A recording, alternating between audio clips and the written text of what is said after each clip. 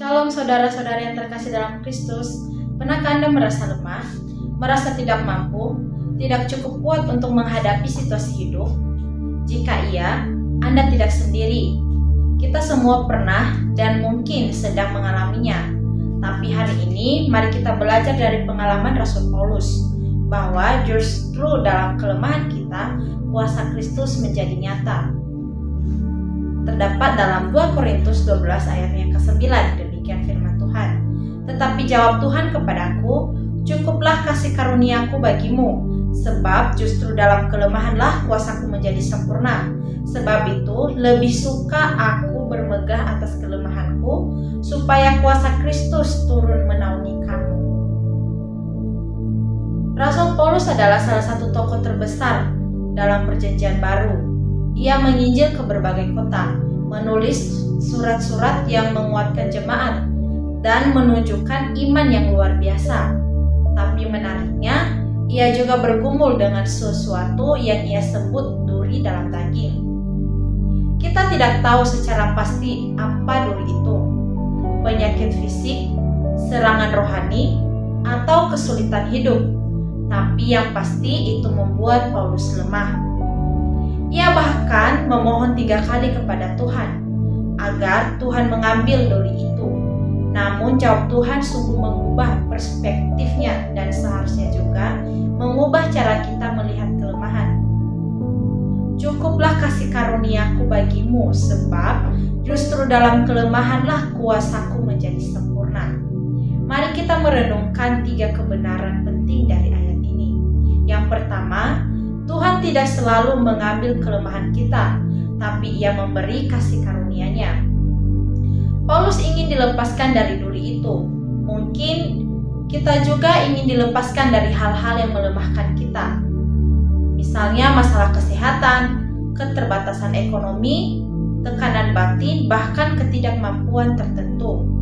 Namun, Tuhan tidak selalu mengambil kelemahan kita secara instan, tapi Dia berjanji, cukuplah kasih karuniaku bagimu. Artinya, kasih karunia Tuhan lebih dari cukup untuk menopang kita. Kita mungkin tidak kuat, tapi kasih karunia-Nya cukup untuk menjaga kita tetap berdiri. Dia tidak menjanjikan hidup tanpa beban, tapi Dia menjanjikan kekuatan untuk menanggungnya. Yang kedua, dalam kelemahan, kuasa Kristus menjadi nyata. Seringkali kita ingin tampil kuat, mampu, dan berprestasi. Tapi kenyataannya, kuasa Tuhan tidak selalu bekerja di tengah kehebatan kita. Justru, kuasa-Nya dinyatakan ketika kita tidak mampu. Ketika kita berkata, Tuhan aku tidak sanggup, Tuhan menjawab, akhirnya sekarang aku bisa bekerja. Mengapa? Karena dalam kelemahan kita belajar bergantung sepenuhnya pada Tuhan. Kelemahan membuat kita rendah hati. Kelemahan membuat kita berdoa lebih sungguh-sungguh. Kelemahan membuat kita tahu bahwa hidup ini bukan tentang kemampuan kita, tetapi tentang kasih karunia-Nya. Yang ketiga, bermegah dalam kelemahan adalah tanda orang percaya yang dewasa. Paulus berkata, sebab itu terlebih suka aku bermegah atas kelemahanku, supaya kuasa Kristus turun menaungi aku. Sungguh luar biasa, Paulus tidak hanya menerima kelemahannya, tapi bermegah karenanya. Ini bukan semacam sikap pasrah, melainkan pengakuan bahwa kelemahannya justru membuat kuasa Kristus menjadi lebih besar dan lebih indah. Orang dunia akan berkata, sembunyikan kelemahanmu, tunjukkan kekuatanmu. Tapi orang percaya berkata, inilah aku yang lemah, tetapi ditopang oleh kasih karunia Tuhan. Mari kita datang kepada Tuhan dalam berdoa. Tuhan yang penuh kasih karunia, kami mengaku bahwa kami lemah. Seringkali kami mencoba kuat sendiri, mengandalkan diri sendiri, dan gagal.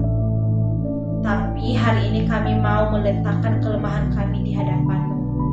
Ajarlah kami untuk tidak malu dengan keterbatasan kami, tapi untuk bersandar sepenuhnya pada kasih karunia-Mu.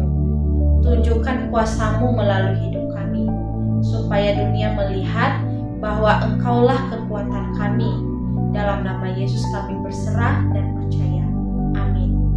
Saudaraku, kelemahan bukanlah akhir dari segalanya. Justru dalam kelemahan, kasih karunia Tuhan menjadi nyata dan kuasa Kristus bekerja. Jangan takut mengakui kelemahanmu, sebab di sanalah Tuhan akan menyatakan kehadirannya yang paling indah. Teruslah berjalan bersamanya. Tuhan memberkati dan menguatkan hidupmu hari ini dan selamanya.